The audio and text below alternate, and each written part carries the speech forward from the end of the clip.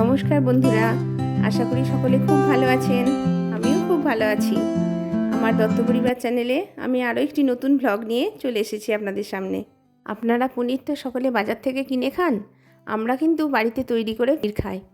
আমার মেঝো ভাসুর গরুর দুধ দুইছে, এই দুধ দিয়ে আমি আজকে পনির তৈরি করে দেখাবো।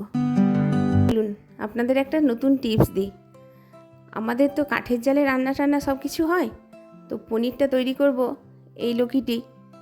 তো এটাকে আগে দেখুন একটু নিরমা মাখিয়ে নিচ্ছি। নিরমা মানে সাবান গুঁড়ো। সাবান গুঁড়োটা পাতলা করে মাখিয়ে নিয়ে কাঠের জালে বসালে এটা খুব তাড়াতাড়ি সহজেই কালিটা উঠে যায়। দেখুন, এরপর গ্যাসে এটা গরম করে নেব। গরম করে এটা শুকিয়ে নিতে হবে, নাহলে ওটা ঝরে যাবে। শুকিয়ে নেওয়ার পরে এটা তারপর আমরা উনুনে বসাবো।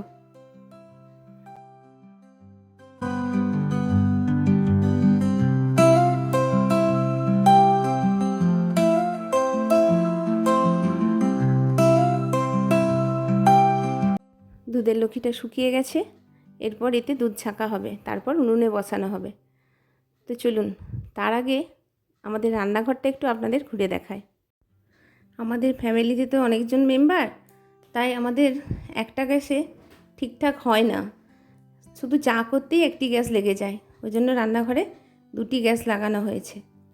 একটা গ্যাসে শুধু চা হয়, আর একটা গ্যাসে টুকটাক সকালের জলখাবার টলখাবার এসব হয়। দেখুন আমাদের রান্নাঘরটি।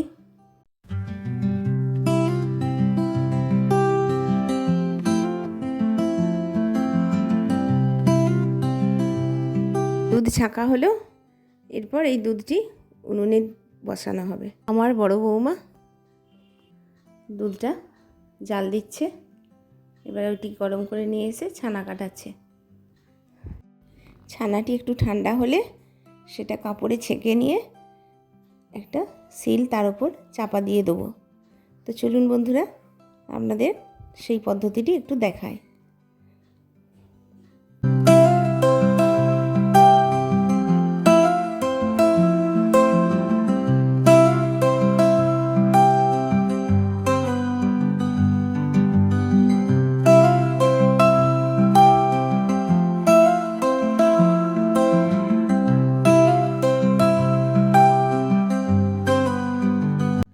পনির রেডি হয়ে গেছে। এবার কাপড় থেকে পনিরটি বার করে নিয়ে ওটিকে ছোট ছোট টুকরো করে পনিরটি কেটে নেব।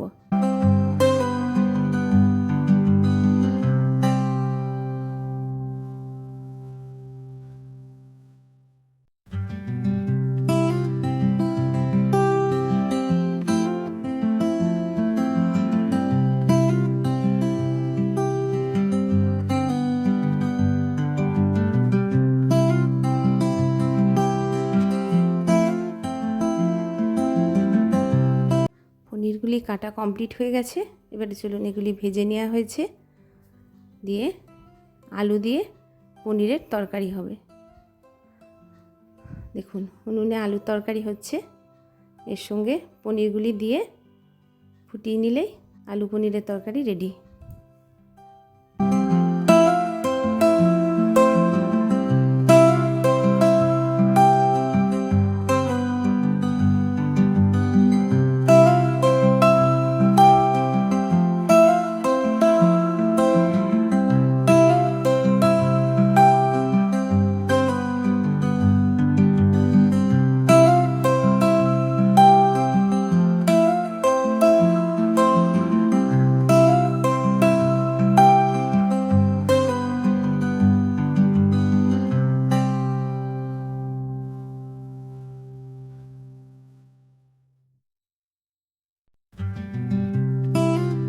আলু পনিরের তরকারি তৈরি হয়ে গেছে।